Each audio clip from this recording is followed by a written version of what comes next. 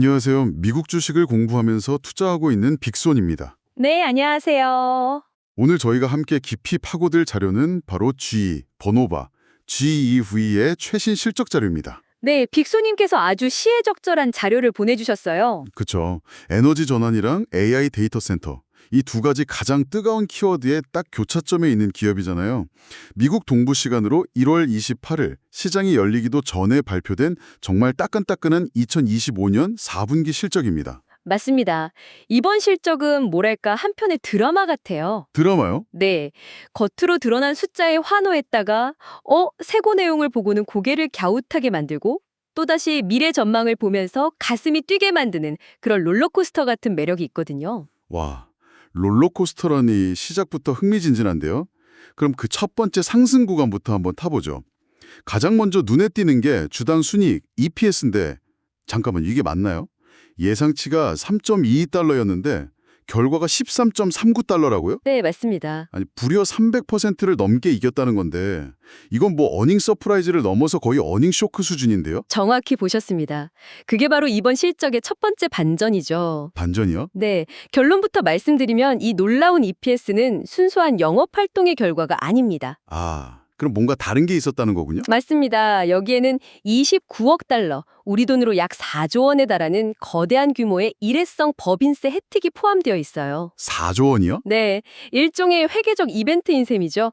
이걸 제외하고 조정한 EPS는 약 2.92달러 수준으로 추정됩니다. 아하, 그러니까 예상치보다 오히려 낮은 거네요. 그렇죠. 겉보기엔 잔치상인데 사실은 특별 보너스로 차려진 거였습니다. 그렇군요. 그럼 실질적인 체력, 그러니까 회사의 진짜 영업 능력을 보여주는 지표는 어땠나요? 경영진이 항상 강조한다는 그 조정 이비다엘 말입니다. 바로 그 지점이 두 번째 반전, 즉 롤러코스터의 하강 구간입니다. 하강 구간이요. 네. 4분기 조정 이비다는 11억 6천만 달러를 기록했는데 이건 시장 예상치였던 13억 달러에 못 미치는 수치예요. 아, 그건 또 예상을 밑돌았네요. 네. 그러니까 헤드라인 EPS는 엄청난 서프라이즈였지만 회사의 본질적인 분기 수익성은 기대에 미치지 못했다는 거죠. 매출은 어땠나요? 매출은 110억 달러로 예상치 102억 3천만 달러를 넘겼으니까 선방했지만 수익성 면에서는 아쉬움이 남는 성적표였습니다. 잠깐만요. 그럼 정리가 좀 필요하겠네요. 겉으로 보이는 이익은 회계적 효과로 부풀려졌고 진짜 실속인 조정 이비다에는 기대를 밑돌았다. 네, 딱 그렇습니다. 이 정도면 보통 주가가 실망감에 하락해야 정상 아닌가요? 보통은 그렇죠. 그런데 결과적으로 GEB 주가는 그날 상승 마감했고 심지어 그 후로도 계속 오르고 있단 말이죠. 시장은 대체 뭘 보고 이렇게 긍정적으로 반응한 걸까요? 우리가 놓치고 있는 세 번째 반전이 있는 겁니까? 바로 그겁니다. 시장의 시선이 머문 곳은 과거의 실적이 아니라 미래의 약속이었습니다. 미래의 약속이요? 네, 그 증거가 바로 수주 잔고, 즉 백로그. 아, 백로그. 4분기에만 신규 수주가 22억 달러나 몰리면서 총 수주 잔고가 무려 1,500억 달러라는 기록적인 수준에 도달했어요. 1,500억 달러요? 와. 이게 감이 잘 안 오실 수 있는데 비유하자면 이런 겁니다. 세계 최고의 레스토랑이 앞으로 5년치 저녁 식사 예약을 전부 다 받아놓은 상태인 거죠. 와, 5년치 예약이라니. 비유가 확실하게 와닿네요. 네, 이제 새로운 손님을 찾을 필요 없이 이미 받아놓은 주문만 제대로 소화해내면 되는 겁니다. 시장은 단기적인 수익성 문제라는 작은 흠집보다 이 5년치 예약 장부라는 압도적인 미래에 베팅한 겁니다. 그 정도면 단기 실적이 조금 삐끗해도 자신감이 생길만 하겠어요. 그럼 그 1,500억 달러짜리 예약 정부는 대체 어떤 메뉴들로 채워져 있는 건가요? 그 예약 장부의 핵심은 명확하게 두 개의 성장 엔진이 이끌고 있습니다. 두 개의 엔진이요? 첫 번째 엔진은 전기화, 일렉트리피케이션 부문입니다. 아, 역시 AI 데이터 센터 쪽이군요. 맞습니다. 바로 AI 데이터 센터 열풍의 최대 수혜주죠. 데이터 센터는 말 그대로 전기를 먹은 하마인데 그 전기를 안정적으로 공급하고 제어하는 모든 장비와 솔루션을 이 부문에서 만들거든요. 네네. 이번 분기 매출이 전년 대비 36%나 뛰었고 조정 이비다는 무려 78%나 급증했습니다. 78%요? 엄청나네요. 네, CEO인 스코트 스트라직이 컨퍼런스 콜에서 2025년에만 데이터 센터향으로 20억 달러 이상의 주문을 체결했다고 직접 언급할 정도였으니까요. 데이터 센터 하나만으로 1년에 20억 달러. 우리 돈으로 2조 7천억 원에 가까운 주문이라니 AI 혁명이 단순한 소프트웨어 이야기가 아니라는 걸 보여주는 상징적인 숫자네요. 그럼 두 번째 엔진은 뭔가요? 두 번째 엔진은 GE 버노바의 심장이라고 할 수 있는 파워 부문, 바로 가스터빈 사업입니다. 가스터빈이요. 네, 에너지 전환 시대에 왜 가스터빈이냐고 의아해 하실 수도 있지만 재생에너지가 갖는 간헐성을 보완해줄 가장 현실적인 대안으로 여전히 강력한 수요를 자랑하거든요. 아, 그렇군요. 이 부문 매출은 6%, 조정 이비다나는 20% 증가하며 아주 견고한 성장을 보였습니다. 여기서 정말 인상적인 부분은 가스터빈 정비의 생산 슬롯 예약 규모가 단 한 분기 만에 62기가와트에서 83기가와트로 급증했다는 점입니다. 와, 그 말은 앞으로 몇 년간 공장을 쉴 틈 없이 돌려야 할 물량을 이미 다 확보해놨다는 뜻이네요. 바로 그거죠. 알겠습니다. 전기화와 파워, 이 두 개의 엔진이 그야말로 풀가동 중이군요. 근데 이야기만 들어보면 정말 완벽한 성장 스토리 같은데 아까 롤러코스터라고 하셨잖아요. 네, 그랬죠. 하강 구간이 있었으니 분명 어딘가에는 문제가 있다는 뜻일 텐데요. 이 완벽해 보이는 그림에 균열을 내는 부분은 어디였나요? 그게 바로 이번 실적의 유일한 약점, 풍력 사업부입니다. 아, 풍력 사업. 네, 이 부분이 바로 모두가 주목하는 과제죠. 풍력 부문은 매출이 24%나 감소했고요. 조정 이비단에는 결국 적자로 돌아섰습니다. 적자 전환까지요. 네, 특히 해상풍력 사업이 발목을 잡았는데요. 2025년 12월 22일 미국 정부가 갑자기 모든 해상풍력 프로젝트 활동을 중단시키는 조치를 내렸습니다. 아, 정부 정책이라는 외부 변수가 직접적으로 실적을 강타한 거군요. 맞습니다. 이 때문에 비냐드 윈드라는 대형 프로젝트가 지연되면서 예상치 못한 수천억 원의 추가 비용이 발생한 거죠.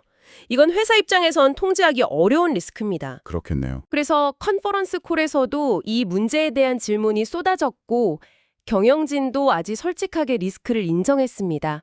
만약 남은 11개의 터빈을 기한 내에 설치하지 못하면 2026년 풍력 매출에 약 2억 5천만 달러의 부정적인 영향이 있을 수 있다고 경고하기도 했어요.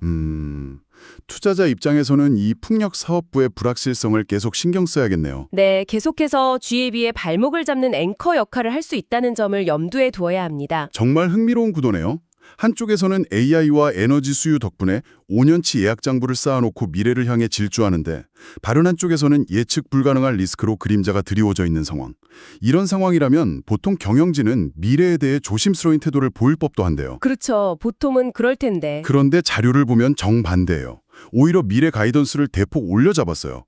이건 대체 어떤 자신감의 표현으로 봐야 할까요? 바로 그 지점이 시장에 가장 강력한 시그널을 준 부분입니다. 아하. 불과 한 달 전인 2025년 12월 투자자의 달 행사에서 발표했던 가이던스를 한 달 만에 스스로 뒤엎고 더 높은 목표를 제시한 거니까요. 한 달 만에요? 네, 2026년 연간 매출 가이던스를 기존 410억, 420억 달러에서 440억, 450억 달러로 상향했습니다.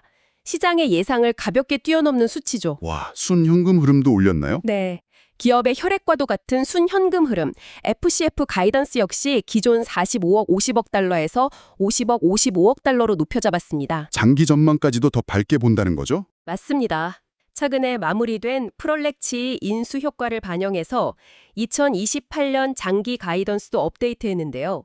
매출 목표는 기존 520억 달러에서 560억 달러 이상으로, 누적순 현금 흐름은 기존 220억 달러에서 240억 달러 이상으로 상향 조정했습니다. 이건 뭐 풍력 사업이 좀 부진해도 괜찮다. 우리의 다른 성장 엔진들이 그 손실을 덮고도 남을 만큼 강력하다는 선포나 다름없네요. 정확합니다. 시장에 그런 메시지를 던진 거죠. CEO의 발언에서도 그런 자신감이 묻어나왔을 것 같은데요. 컨퍼런스 콜에서 투자자들의 귀를 사로잡았던 발언은 어떤 게 있었나요? CEO 스콧 스트라지께 오조는 그야말로 자신감으로 가득 차 있었습니다. 우리는 수주 잔고를 1,500억 달러로 올렸고 장비 마진을 개선했으며 2026년에도 이 엄청난 성장세를 유지할 것이라고 아주 힘주어 말했어요. 가격 결정력에 대한 얘기도 있었나요? 네, 그게 아주 인상 깊은 대목이었는데요. 최근 체결하는 가스터빈 슬롯 예약 계약에서는 이미 10%에서 20% 수준의 가격 인상 효과가 나타나고 있다고 밝혔습니다. 10에서 20%요? 네, 이건 단순히 주문이 많은 것을 넘어 부르는 게 값이 될 정도로 강력한 시장 지배력을 갖게 됐다는 의미거든요. 수요가 공급을 압도하는 전형적인 슈퍼올의 위치에 서게 됐다는 거군요. 맞습니다. 단순히 많이 파는 게 아니라 비싸게 팔 수 있다는 건 수익성 개선에 대한 아주 강력한 신호가 되겠죠. 그렇죠. 그래서 구체적인 목표치도 제시했습니다. 2025년 말 83기가와트 수준인 가스터빈 계약 규모가 2026년 말에는 100기가와트에 도달할 것이라고 못 박았어요. 와, 이런 자신감 넘치는 구체적인 숫자 제시가 시장의 의구심을 확신으로 바꿔놓은 결정적인 계기가 된 거군요. 직후에는 가이던스 상향 소식에 주가가 급등했다가 네. 컨퍼런스 콜에서 조정 EBITDA 미스랑 풍력 부문 부진이 자세히 알려지면서 하락으로 전환하기도 했습니다. 아, 그랬군요. 하지만 결국 시장 참여자들은 숙고 끝에 결론을 내린 거죠. 단기적인 문제보다는 눈앞에 보이는 1,500억 달러짜리 예약 장부와 AI가 이끄는 거대한 전력 수요라는 더 큰 그림에 집중하기로요. 한마디로 시장이 단기적인 악재보다는 장기적인 성장 스토리에 더 높은 점수를 줬다는 거군요. 맞습니다. 그 결과 주가는 결국 2.7% 상승으로 마감했고 그 이후 거래일에도 계속해서 상승세를 이어가고 있습니다. 월가 애널리스트들의 반응도 비슷한가요? 네, 비슷합니다. 풍력 부문의 약점에도 불구하고 수주 잔고가 모든 것을 증명한다에는 판가가 지배적이에요. 오, 실적 발표 이후 오펜하이머, RBC 캐피털, 골드만삭스 같은 대부분의 투자은행들이 목표 주가를 상향 조정했습니다. 전체적인 컨센서스는 매수 의견에 평균 목표 주가는 약 802달러로 추가 상승 여력이 충분하다고 보고 있습니다. 알겠습니다. 그럼 이 모든 분석을 종합해서 빅손님처럼 G버너바 투자를 고려하고 있는 분들을 위해 핵심만 다시 한번 짚어주시죠. 우리가 이 기업을 볼 때 절대 놓치지 말아야 할 세 가지 핵심 포인트는 무엇일까요? 첫 번째는 단연 압도적인 미래 약속, 1,500억 달러의 수주 잔고입니다. 네, 수주잔고. 현대화라는 거스를 수 없는 시대적 흐름의 가장 중심에 서 있다는 점이 핵심이죠. 미래에 대한 약속. 좋네요. 그럼 두 번째는 리스크 요인이겠죠? 맞습니다. 두 번째 포인트는 과거의 그림자, 풍력사업부의 불확실성입니다. 네, 해상풍력 사업의 변동성은 계속 주시해야 하니까요. 그렇죠. 다만 여기서 한 가지 긍정적인 점은 경영진이 수익성 구조가 확실하게 개선되지 않는 한 무리하게 해상풍력 수주를 늘리지 않겠다고 선을 그었다는 점입니다. 아, 리스크 관리에 집중하겠다는 신호군요. 네, 손실을 감수하면서까지 외형을 키우지는 않겠다는 거죠. 마지막 세 번째 포인트는 무엇인가요? 약속과 리스트. 그 다음은 뭘까요? 세 번째는 바로 실행 능력의 증명입니다. 이제 관건은 산더미처럼 쌓인 주문서, 그 거대한 약속을 실제 돈으로 얼마나 잘 바꾸느냐입니다. 아, 약속에서 현실로의 과정이군요. 네, 좋은 표현이네요. 저 1,500억 달러짜리 예약 장부도 결국 제대로 이행하지 못하면 휴지 조각이 될 수 있으니까요. 그렇죠. 공급망 문제나 예상치 못한 프로젝트 지연 같은 복병이 나타날 위험은 없을까요? 물론 그럴 위험은 항상 존재합니다. 그것이 바로 실행 능력의 시험내죠. 생산 능력을 계획대로 늘리고 비용을 효율적으로 관리해서 약속한 마진을 지켜내는 모습을 꾸준히 보여줘야 합니다. 그것이 현재의 높은 주가를 정당화하는 유일한 열쇠가 될 겁니다. 네. G버노바는 2028년까지 20%의 조정 EBITDA 마진을 달성하겠다고 약속했습니다. 이제 투자자들이 지켜볼 것은 이 거대한 기회의 파도를 어떻게 현실적인 수익으로 바꿔내는가, 바로 그 과정 자체가 될 겁니다. 방대한 수주 잔고라는 미래의 약속과 그 약속을 현실로 만들어야 하는 실행 능력의 시험. G버노바의 이야기는 결국 낡은 산업시대의 거인이 새로운 시대의 심장을 성공적으로 이식받고 다시 뛸 수 있느냐에 대한 거대한 질문이군요. 네, 아주 훌륭한 정리입니다. 빅손님께서 보내주신 자료 덕분에 아주 깊이 있는 분석이 가능했습니다. 이 방송을 듣고 계신 투자자분들도 결국 이 질문에 답을 하셔야겠네요. 나는 G버노바의 이 거대한 약속을 믿는가? 그리고 그들이 그 약속을 지킬 능력이 있다고 보는가? 맞습니다. 결국 모든 투자는 미래에 대한 믿음을 현재의 가격으로 사는 행위니까요. 그 믿음의 근거를 오늘 우리는 함께 찾아본 셈입니다. 지금까지 G버노바의 회계연도 2025년 4분기 실적과 전망을 분석해 보았습니다.